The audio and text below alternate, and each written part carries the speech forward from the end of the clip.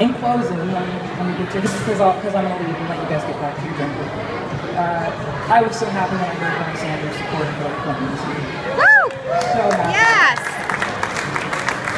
I completely empathize and understand why so many young Democrats and my fellow millennials were upset by that. Sometimes when I go to a restaurant, I order French vanilla and get vanilla bean. With all jokes aside, and with all due respect to Bernie Sanders supporters, if any of my fellow millennials can hear anything that I have to say, it's this, and it's that we have got to come together on this. Because if we don't, we will not be remembered as the generation that elected the first African-American president. We will not be remembered for spearheading marriage equality, shedding light on issues like wage equality and hashtag Black Lives Matter. We'll be remembered as a generation that progressed in the palm of our hands and let it slip away.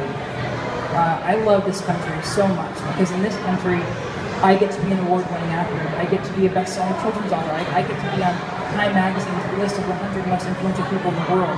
Whereas in other countries, I could be thrown off the roof for simply being who I am. I know exactly how I am to be. I know exactly how lucky I am to be where I am, to live where I am, to live in the time that I do. And that's why it breaks my heart so much to think that the United States could potentially take a major step backwards in the next couple of years. So that is why I've chosen to speak out. And as we just learned from the Brexit, nothing will be certain until Election Day.